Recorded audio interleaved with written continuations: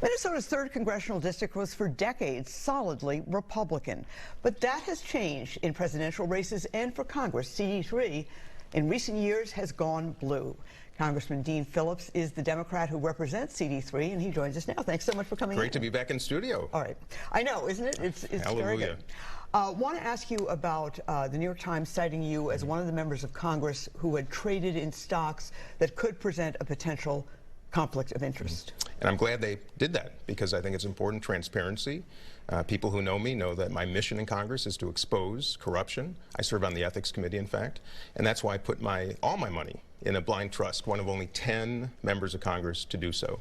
And before that, my investment advisors have a letter, actually, that you may have seen that indicates and is true that I never, ever have traded a stock, certainly since I've been a member of Congress, even before.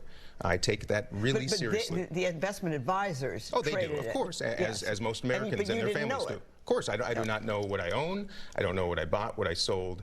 And now I'm one of 10 out of 535 that have my money in a blind trust. In fact, Business Insider, the magazine, did an investigation into a number of members of Congress, including me, and gave me a solid grade because I have done it right. And I am supporting the Trust in Congress Act. I'm a co-sponsor so that all members of Congress will stop trading stocks or have to put their money in a blind trust. So I'm walking the talk. You have been very, very vocal about your support for abortion rights. This past week, you introduced something called the Pro-Life Act in Congress.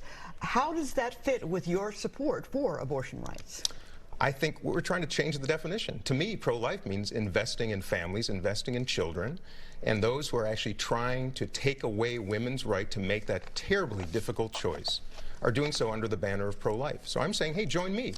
Join those of us who are trying to invest in children, the child tax credit, child care, paid family leave, pre-K education. Let's invest in life. That's what this is all about. That's why it's the Pro-Life Act.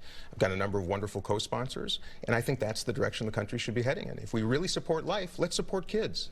One of the interesting things about that latest governor's poll is that Governor Tim Walz has a 20-point lead amongst women. I know you've done some internal polling. Do you sense that women are going to your side because of the abortion rights position? Well, let's forget polling. I'm a father of 2 daughters. I do not want my daughters growing up in a country that has withdrawn of freedom from American women.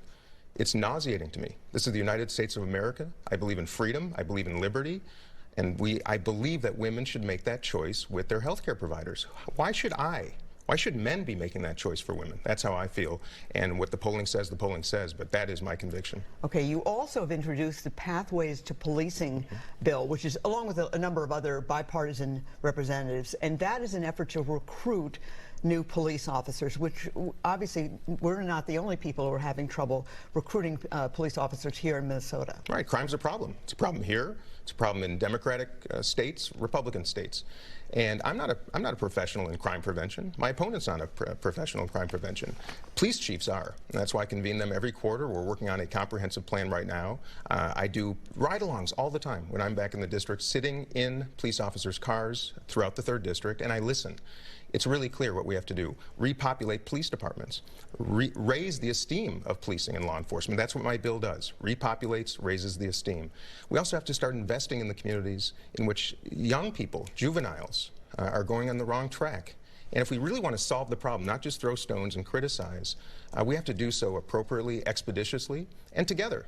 And I'm really tired of the vitriol relative to crime. Let's solve the problem. Pathways to Policing, I hope we are going to bring to the floor in the House this week. I spent the better part of the last 2 weeks with the Speaker's office and my colleagues trying to get these bills on the floor so that we can raise the esteem of policing, start recruiting new law enforcement members. The city of Minneapolis is deficient 300 police officers, and we need prosecutors who do their jobs. Keep criminals off the street, allow police to do their jobs, and respect them, appreciate them. That's what this is all about. I want to ask you about the Inflation Reduction Act. It does a lot of things, but one thing it hasn't done is reduce inflation, and that's something that's hitting every single person in Minnesota in the pocketbook when they go to the grocery store, when they get gas, although gas prices are down. But it's hard. It's been hard for people. Sure it is. It's burdensome. It's terrible for so many American families. It's a lot worse than most of the world, but it's going to work. It's not going to happen overnight. It's going to reduce health care costs for millions. It's going to finally allow Medicare to negotiate pharmaceutical pricing for the first time in our lifetimes. It's going to reduce the cost for seniors, capping pharmaceuticals at $2,000 a year, capping the price of insulin at $35.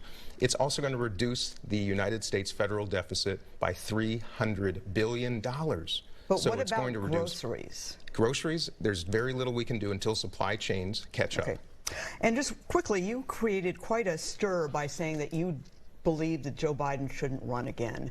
What kind of feedback have you gotten from your Democratic colleagues in Washington? I've gotten some very mean-spirited responses from Democrats, very thoughtful responses from independents and Republicans. My convictions. I criticized my Republican colleagues for the last 5 years for their unwillingness to speak the truth about Donald Trump, all of whom knew it.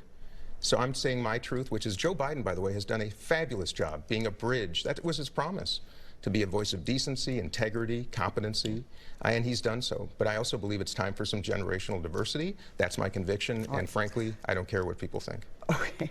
All right. Congressman Dean Phillips from the 3rd Congressional District, thank you so much for joining us.